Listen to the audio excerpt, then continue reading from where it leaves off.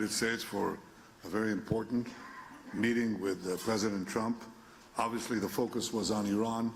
The President is determined to exhaust the possibilities of achieving a deal which he believes can be achieved now because of the circumstances that have been created, the force projection, and the fact that, as he says, Iran must surely understand that they missed out last time, and he thinks there's a serious probability that they won't miss out this time. I will not hide from you that I express my skepticism of any deal with Iran because, frankly, Iran is reliable on one thing. They lie and they cheat. But I said that if a deal is to be reached, it should have several components that we believe are important not only for the security of Israel, but for the security of the world. The United States, the region, the world. The first is that all enriched material has to leave Iran. The second is that there shall be no enrichment capability, not stopping the enrichment process, but dismantle the equipment and the infrastructure that allows you to enrich in the first place. And the third is to deal also with the questions of ballistic missiles. There's an MTCR limitation of 300 kilometers, and Iran is supposed to adhere to it. Of course it doesn't, as the Rising Lion operation by itself manifested. Everybody knows that. And the fourth is dismantle the axis of terror that Iran has built. It's been smashed, but it's still there. It's trying to recover, as Iran itself is trying to do. And the last thing is, remember Ronald Reagan's dictum vis-a-vis the Soviet Union? Trust but verify, distrust, distrust, and always verify. So there has to be real inspections, substantive inspections, no lead time inspections, but effective inspections for all of the above. These are the elements that we believe are important for the achievement of a deal, and I presented our position very clearly. We also spoke about Gaza. I think we set out when we went to, after we were massacred on October 7th, we set up three goals vis-a-vis Gaza. The first one was to return all the hostages. The second was to disarm or dismantle Hamas's military capabilities, and the third is to dismantle Hamas's governing capabilities. The first has been achieved with the help of the United States, and first of all with the help of our brave soldiers, our incomparably courageous soldiers.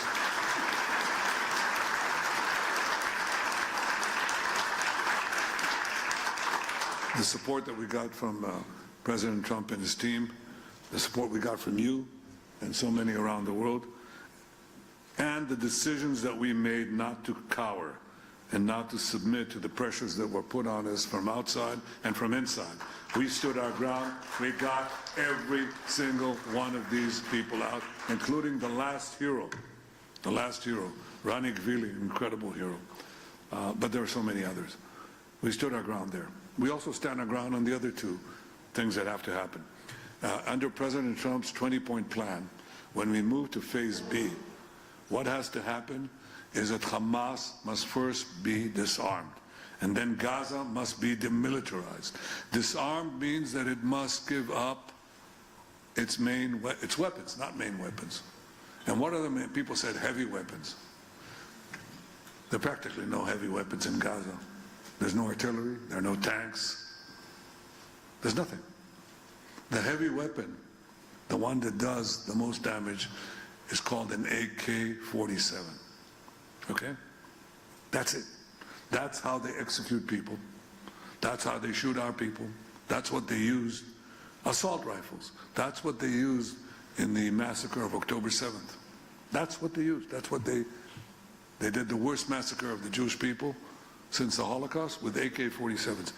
60,000 of them. They have to go outside. Obviously, RPGs, rockets, and so on. But that's the main weapon, and that has to go. So first, disarm Hamas. And second, demilitarize Gaza. What does that mean? They still have tunnels there. We dismantled about 150 kilometers of 500 kilometers of tunnels. We have to complete the job. That means also that you can't hide weapons labs or other facilities that they use to rearm themselves, regroup and reform, which they're trying to do. We're giving the president's plan a chance. And he put it very succinctly. He said it can be done the easy way or it can be done the hard way. We hope that it'll be done the easy way because we know the ravages of war. We know what it means to lose people. We know the human cost of war. But that goal has to be achieved one way or the other, and one way or the other, it will be achieved.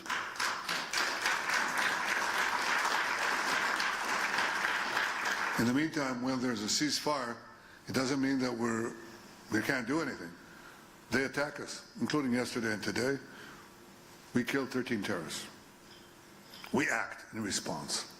We don't wait, we just do. They don't have a free rein, but we are giving them the time, giving the ISF, the International Security Force, and the President's Board of Peace and the various groups, various bodies that are under it, giving them the opportunity to try to do it the easy way. Again, we shall see.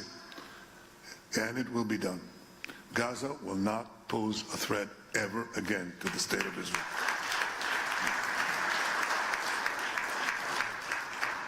Now, obviously, we have other fronts.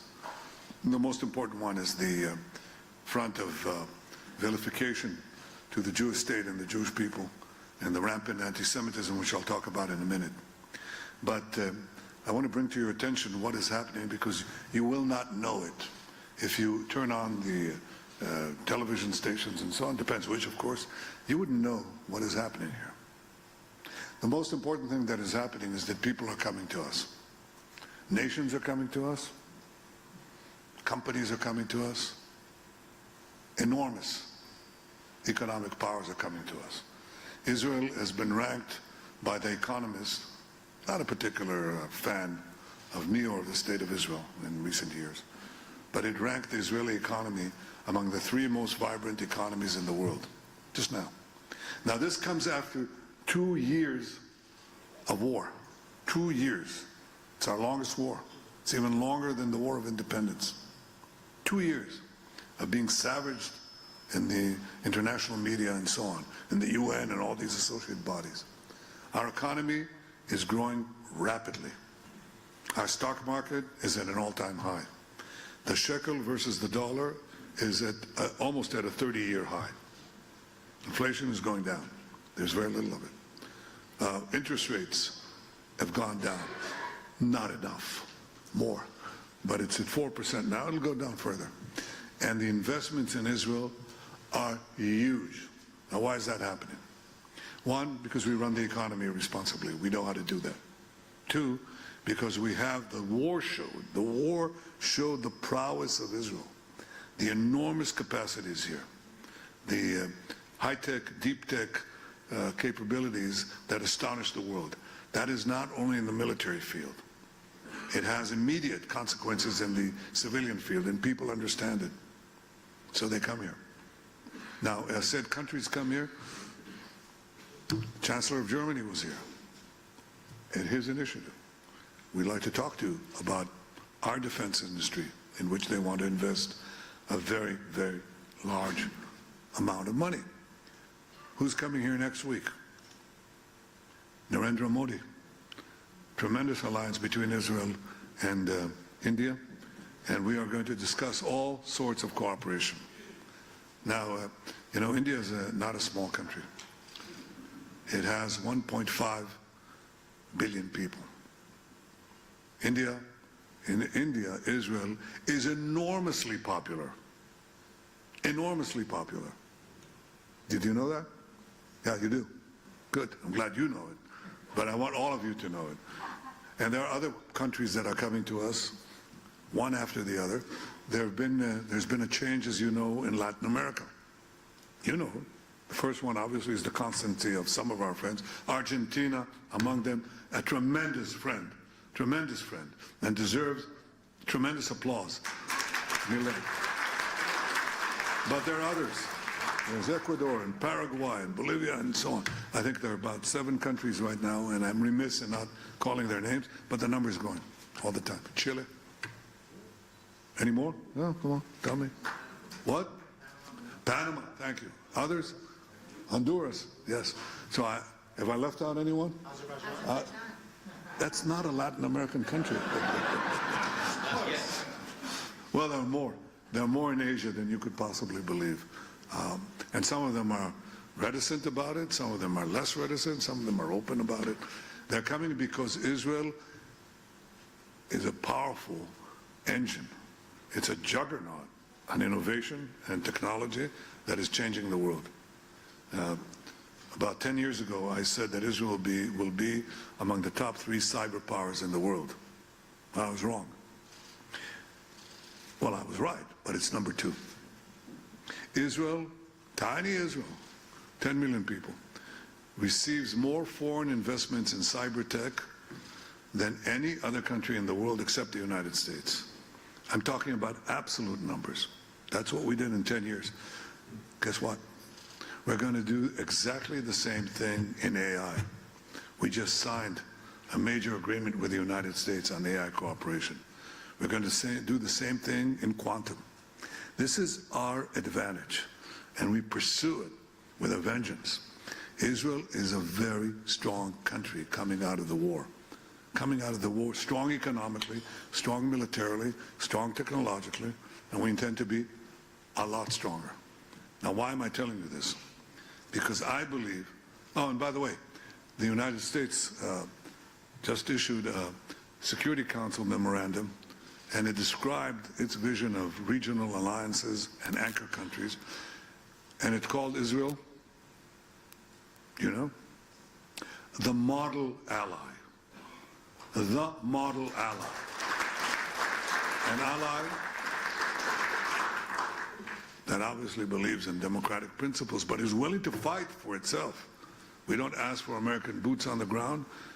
We develop our own arms industry. And by the way, that's something I discussed too with President Trump, with deep appreciation for American support given over the years by both parties, both sides of the aisle, for Israel's military assistance.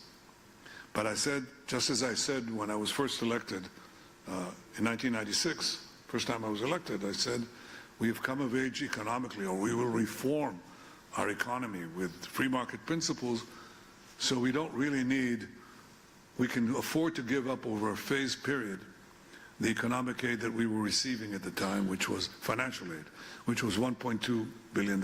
That was a lot of money in those days. Our GDP per capita at the time was $17,000.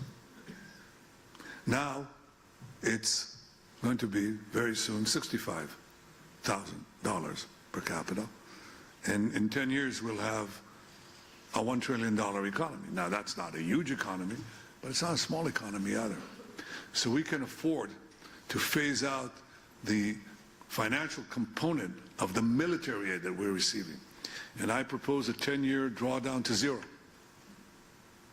Now, in the 3 years that remain in the present Memorandum of Understanding, and another 7 years, draw it down to zero. Israel will support itself, and does, just as we fight for ourselves. At the same time, we want to move with the United States from aid to partnership, because we have phenomenally gifted technologists and developers of all sorts of defense systems. And we share it with our friend, the irreplaceable friend in the United States. But we want to have now joint investments. We put in one part, they put in equal part, and we share the fruits. But our goal is to build an independent arms industry in Israel. I think the entire world understands what kind of world we enter, and that's something that we intend to do. I'm saying all this about our capacity to defend ourselves, our strength, because it relates to the last point that I want to make to you. I think people are probably shocked by the waves of anti-Semitism that are sweeping those societies, free societies, the United States, Europe, Australia, where we had the tragedy on the Bondi Beach and elsewhere, and in America itself. And that is indeed shocking. Well, it isn't necessarily shocking if you see the cycles of anti-Semitism throughout the ages. Yes, anti-Semitism had a brief respite. It did, respite after World War II, after the Holocaust, but it came back. It was quite prominent before World War II. No one here is old enough to have known Father Coughlin. Do you know who Father Coughlin was? Do you want to describe to them who Father Coughlin was? Semi-domestic radio audience and a lot of influence in America. From Detroit. Yep. Okay, so some of you are old enough. Well, he was an isolationist, he was a rabid anti-Semite and so on. And of course, World War II, it was enormously powerful. And then came World War II, and we know the rest. And now it's rearing its putrid and ugly head again. Okay, it is. But if you look at the course of Jewish history, then what you see is that this was a fairly constant phenomenon. I mean, once we had lost our land, once we were scattered among the nations, we were ready prey. We were ready prey. And eventually, when there was societal change, the Jews always were blamed. And we were blamed in antiquity, 500 years before the birth of Christ. People don't know about the Hellenistic anti-Semitism that was here in the diaspora. And then what happened in the Middle Ages, you are familiar with, and it happened in modern times.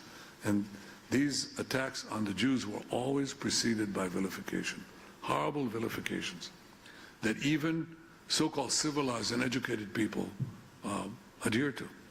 The Jews poisoned the wells, the Jews spread vermin, the Jews slaughter Christian children to use their blood for baking matzahs. And this goes into modern times. The Nazis basically said the same thing. And all these vituperations, all these slanders were always accompanied eventually by either exile or pogroms or mass murder.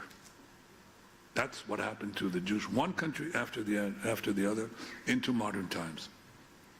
I think the great change in Jewish history was brought about by the great change in Jewish history, which Herzl saw very clearly, was that when the Jews have their own independent state, they will have the independent power to roll back the physical attacks against us. We suffered during the diaspora from two things that converged and created enormous and repeated tragedy. We were at once prominent and weak. And when you are both prominent and weak, you invite a human quality that happens between individuals, but also between nations. It's called envy. And when you envy someone and you can attack them, then you do. And that is essentially the story of the Jews.